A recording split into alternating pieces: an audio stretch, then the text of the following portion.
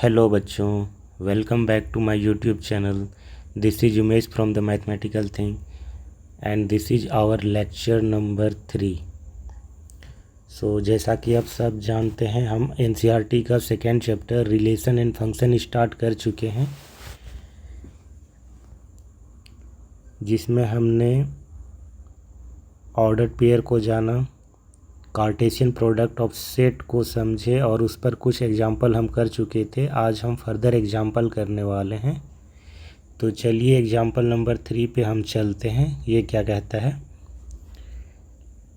A B C 3 set दिए गए हैं और हमें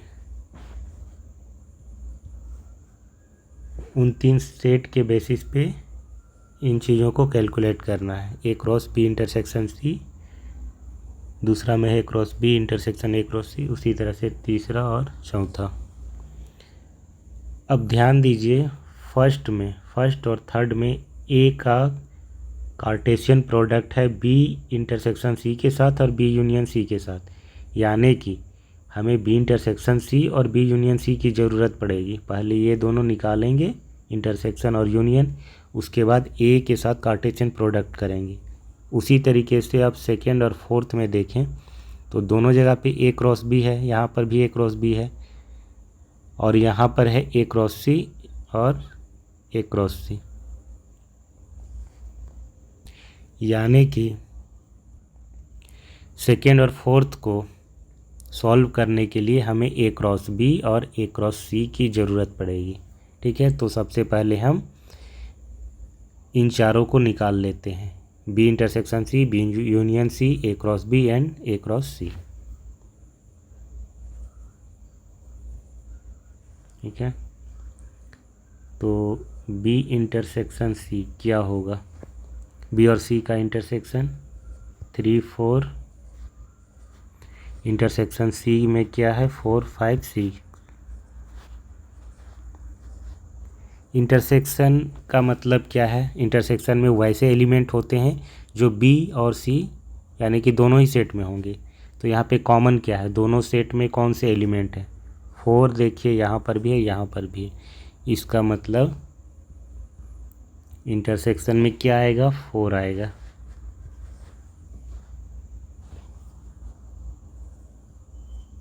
ठीक है, फिर निकालते हैं बी यूनियन सी।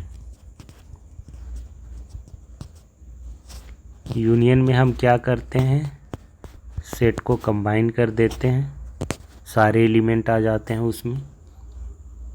3 आएगा, 4 आएगा, 5 आएगा, 6 आएगा। ये हमारा हो गया बी यूनियन सी। फिर हम अब निकालेंगे ए क्रॉस बी और ए क्रॉस सी।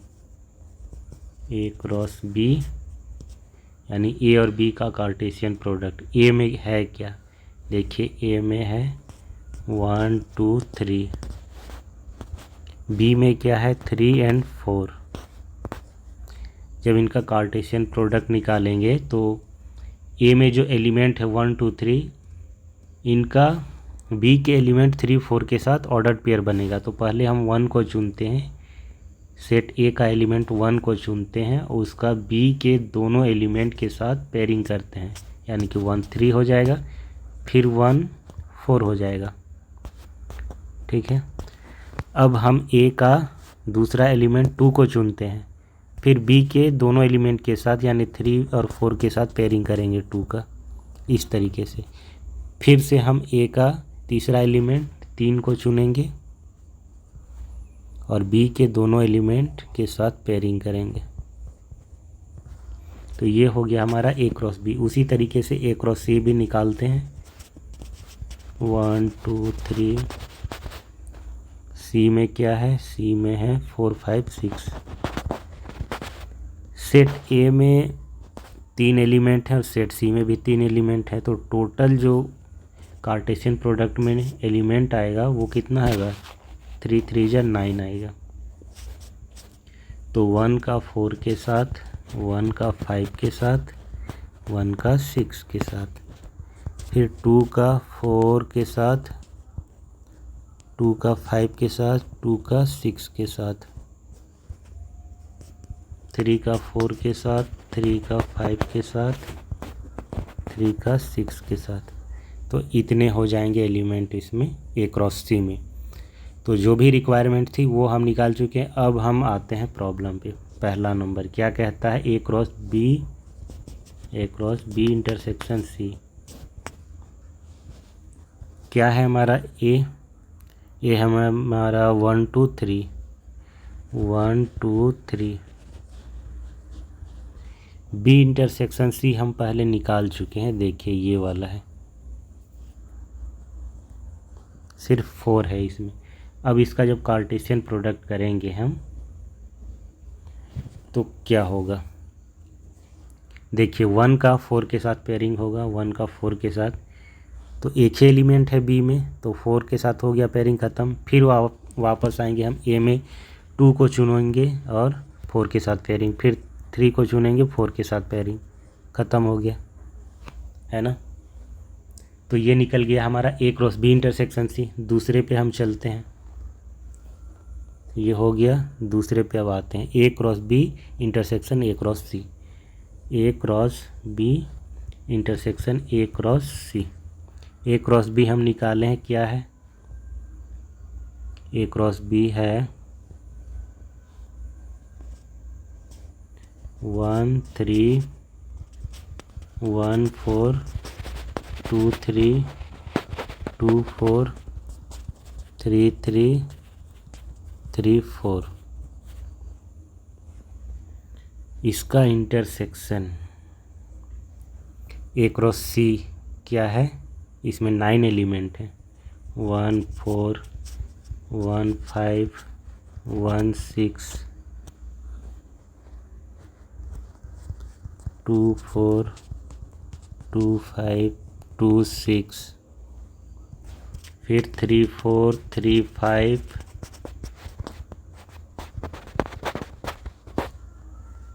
ठीक है। तो इनमें इंटरसेक्शन हमको देखना है, इंटरसेक्शन निकाल रहे हैं, तो इसमें कॉमन क्या है।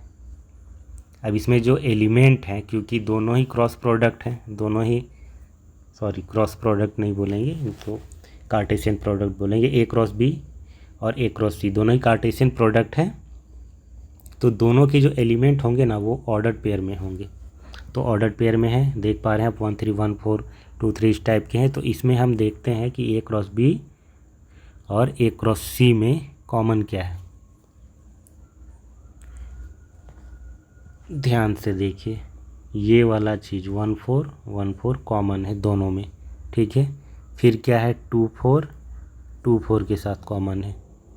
उसके बाद क्या है, 3 4 3 4 के साथ कॉमन है। क्या इसके अलावा कुछ कॉमन है, 1 3 यहाँ पे 1 3 नहीं है, 2 3 भी नहीं है, 3 3 भी नहीं है।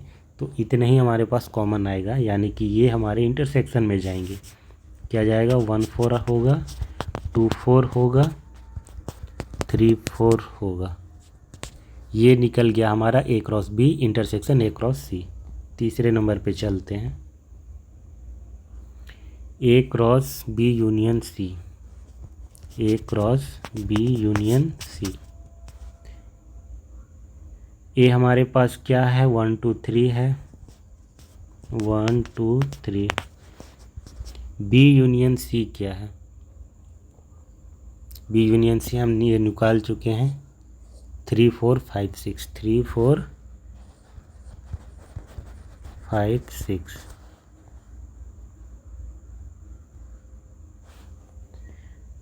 अब देखिए, ए में यहाँ पे 3 एलिमेंट हैं और बी यूनियन सी में 4 एलिमेंट हैं, तो टोटल कितने एलिमेंट हो जाएंगे क्रॉस प्रोडक्ट में, कार्टेशियन प्रोडक्ट में, 3 चौके 12 एलिमेंट आएंगे, यानी कि 12 ऑर्डर पेयर बनेंगे। तो हम क्या करते हैं, ए का पहला एलिमेंट 1 को चुनते हैं और इसका बी यूनियन सी में जितने एलिमेंट है 3 4 5 है, सबके साथ पेयरिंग करेंगे।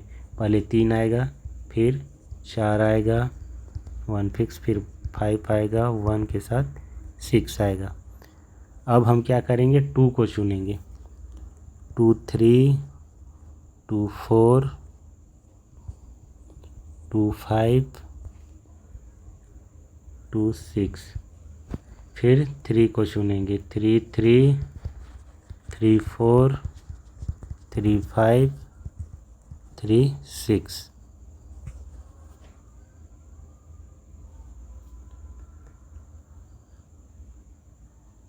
ठीक है, तो ये हो गया हमारा ए क्रॉस बी यूनियन सी, ये निकल गया। नेक्स्ट हम चलते हैं फोर्थ नंबर पे। तीसरा सॉल्व हो गया। फोर्थ नंबर पे क्या कहता है, A cross B union A cross C.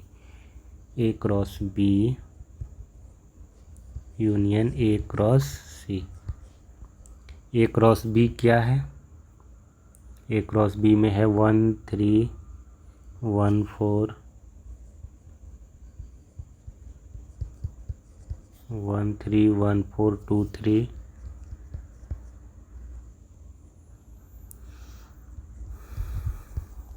2 4 3 3 3 4 3 3 3 4।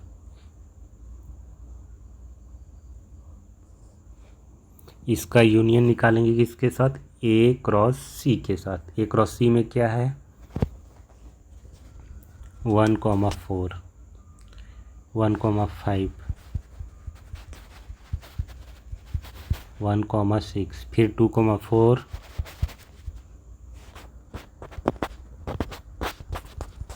2 5 2 6 3 4 3 5 and 3 6। Union निकाल रहे हैं तो हम क्या करेंगे, सबको मिला देंगे। जो रिपीट हो रहा होगा या कहें कि जो दोनों में कॉमन होगा उसको एक ही बार लिखेंगे। ठीक है, तो 1 3 लिख लेते हैं, 1 4 लिख लेते हैं। अब यहाँ पे 1 5 है तो 1 5 भी लिख लेते हैं, 1 6 भी लिख लेते हैं। ये हो गया, ये हो गया, ये हो गया 1 3 1 4, ये। इसके बाद क्या है, इसके बाद है 2 3 2 4 2 5 2 6, फिर है 3 3 3 4 3 5 3 6। इसके अलावा कुछ भी नहीं है। ठीक है, तो ये हमारा निकल गया A cross B union A cross C. Next हम चलते हैं एग्जाम्पल 4 पे। क्या कहता है एग्जाम्पल 4, एक सेट दिया गया है P = 1 2, form the set P cross P। अच्छा, 3 बार कार्टेशियन प्रोडक्ट खुद के साथ निकालना है। तो सबसे पहले क्या करते हैं, P क्रॉस P निकाल लेते हैं। 1 2 क्रॉस 1 2। इसमें क्या होगा, 1 का 1 के साथ पेयरिंग होगा, फिर 1 का 2 के साथ, फिर 2 का 1 के साथ, 2 का 2 के साथ। अब हम निकालेंगे P क्रॉस P। तो इसमें हम क्या करेंगे, P क्रॉस P ऐसे लिख सकते हैं हम। P क्रॉस P हम निकाल चुके हैं, 1 1 1 2 2 1 2 2। और जो P है उसमें क्या है 1 2। इसका जब कार्टेशियन प्रोडक्ट निकालेंगे तो इसमें ऑर्डर पेयर नहीं, ऑर्डर ट्रिपलेट हो जाएगा। यानी कि इसका इसके साथ ये जो है 1 1 ये ऑर्डर पेयर है, इसका P के दोनों एलिमेंट के साथ पेयरिंग होगा और टोटल मिल के बन जाएगा ऑर्डर ट्रिपलेट। यानी कि 1 1, अब इसमें 1 लग जाएगा। 1 1 फिक्स है, पहले फिक्स इसको किए, 1 1 को चुने तो 1 के साथ पेयरिंग हो गया, फिर 1 1 को फिर से चुने, अब 2 के साथ पेयरिंग हो गया, तो 1 1 वाला काम ख़त्म हो गया। अब हम इसे चुनेंगे 1 2 को। 1 2 को चुन लिए, 1 के साथ पेयरिंग होगा तो 1 आएगा, फिर 1 2 को फिर से चुनेंगे, अब 2 के साथ पेयरिंग होगा तो इसका भी काम ख़त्म। अब हम चुनते हैं 2 1 को। 2 1 को चुने और 1 और 2 के साथ पेयरिंग करेंगे।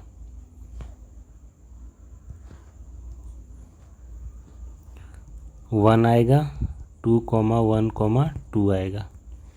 ठीक है, नेक्स्ट हम क्या चुनेंगे, 2 2 को।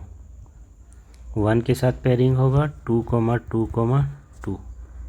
तो ये हमारा फाइनली बन गया P क्रॉस P। यानी 3 सेट का कार्टेशियन प्रोडक्ट, और इसमें क्या आया, ऑर्डर ट्रिपलेट आया। अब हम चलते हैं एग्जाम्पल 5 पे। क्या कहता है, if R is the set of all real number what do the Cartesian product R cross R and R cross R represent. Important question है, इसको ध्यान से समझिए। आर क्रॉस आर, पहले इसके लिए देखते हैं आर क्या है। यहाँ पे R set of real number है। सेट ऑफ रियल नंबर आप जानते हैं, एक रियल लाइन से हम उसे समझते हैं -इन्फिनिटी टू +इन्फिनिटी। इसके बीच के जितने भी नंबर होते हैं,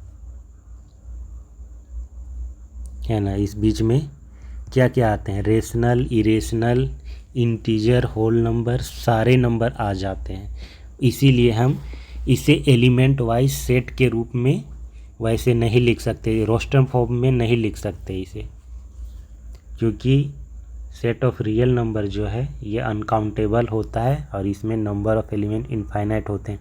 प्रॉब्लम नंबर ऑफ़ एलिमेंट का इनफाइनाइट होना नहीं है, प्रॉब्लम है कि ये अनकाउंटेबल होता है, इसे काउंट नहीं किया जा सकता। इसके जो एलिमेंट हैं उसको हम एक सीक्वेंस में, एक लिस्ट में नहीं लिख पाते हैं, ठीक है। तो जब आर क्रॉस आर करते हैं तो इसका मतलब क्या है, आर मतलब एक रियल लाइन हो गया। अब यहाँ पे आर क्रॉस आर है, यानी कि एक रियल लाइन का दूसरे रियल लाइन के साथ क्रॉस प्रोडक्ट, या फिर ऐसे कहें कि जितने भी नंबर्स पॉसिबल होते हैं रियल लाइन में, है क्या, उसका एक सेट है आर, उसका खुद के साथ क्रॉस प्रोडक्ट लेंगे तो किस तरीके से ये होगा, इसे हम ऐसे लिखेंगे x, y, ठीक है, जहाँ पर जो x है वो रियल नंबर होगा यानी कि r से होगा, और जो y है वो भी r से ही होगा, ठीक है। तो अब ध्यान से देखें तो ये हर एक पॉसिबल नंबर होता है, जितना भी पॉसिबल रियल नंबर है सबको कवर कर ले रहा है, यानी कि x, जो y है ये कुछ भी हो सकता है रियल नंबर में से। तो इस तरीके से ये पूरा का पूरा 2D प्लेन को जनरेट कर देता है, ठीक है, ये x और ये y। अब देखिए ये जो XY प्लेन है, यहाँ पर आप कहीं पर भी पॉइंट लेंगे, कोई भी पॉइंट लेंगे, सपोज यहाँ ले लिए, यहाँ ले लिए, तो वो एक ऑर्डर्ड पेयर होगा, है ना, ऑर्डर्ड पेयर होगा, उसमें 2 कंपोनेंट होंगे, और जो 2 कंपोनेंट होंगे वो क्या होंगे, रियल नंबर होंगे। पहला कंपोनेंट R से होगा, दूसरा कंपोनेंट भी R से ही होगा। तो इस प्रकार से हम देखते हैं जब R क्रॉस R करते हैं तो उसका जो कलेक्शन बनता है ना, वो पूरा 2D प्लेन को रिप्रेजेंट करता है, यानी कि R क्रॉस R क्या रिप्रेजेंट कर रहा है, हमारा 2D plane represent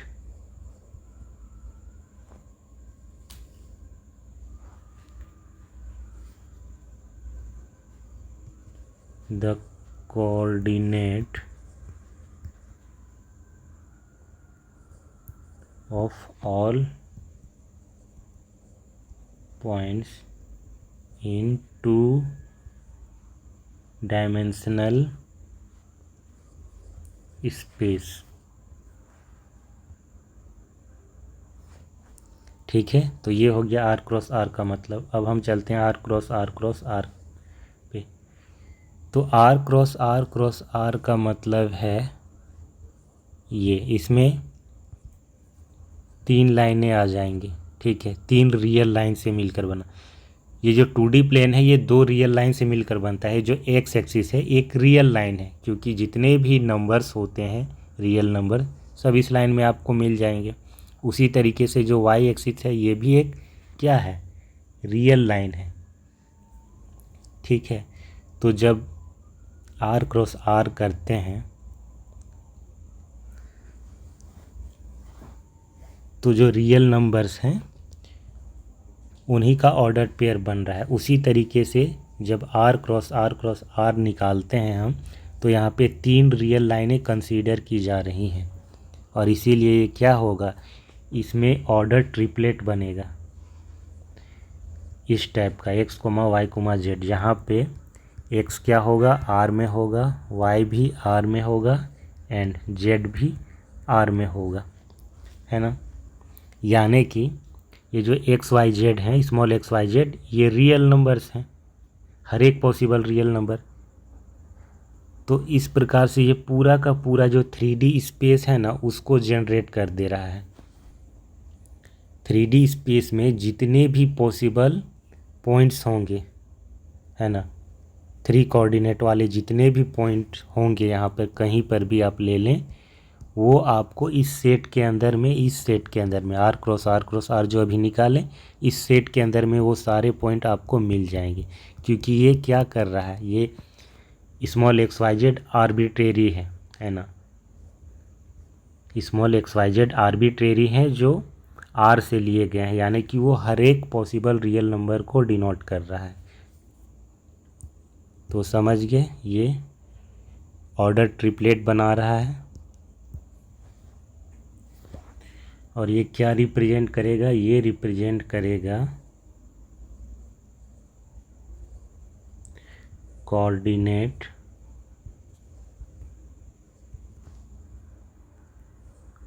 of all the points in 3 dimensional space. ठीक है, तो ये 3D स्पेस में हर एक पॉइंट को रिप्रेजेंट कर रहा है। ये जो आर क्रॉस आर है, इसको कई बार R2 भी लिखा जाता है, आर का स्क्वायर, और आर क्रॉस आर को R3 भी लिखा जाता है। इसे हायर क्लासेस में ये आपको देखने को मिलेगा, जब आप BSc में जाएंगे या MSc में जाएंगे तब आपको ये चीज़ देखने को मिलेगा। ठीक है, तो आज के लिए बस इतना ही, और लेक्चर को यहीं पर एंड करते हैं। अगर वीडियो अच्छा लगा हो तो इसे लाइक करें, अपने दोस्तों के साथ शेयर करें। कोई भी डाउट होता है तो आप कमेंट सेक्शन में ज़रूर पूछिए, उसका आंसर किया जाएगा। इस चैप्टर का प्लेलिस्ट का लिंक आपको इसके वीडियो के डिस्क्रिप्शन में मिल जाएगा, और इससे पहले जो चैप्टर हम पढ़ चुके हैं उसका भी प्लेलिस्ट का लिंक आपको मिल जाएगा। वहाँ से जा कर के आप सारे लेक्चर देख सकते हैं, और NCERT के जो भी एक्सरसाइज हैं और RS अग्रवाल का प्रैक्टिस सब हम कर चुके हैं। तो ठीक है, आज के लिए बस इतना ही। Thanks for watching, bye.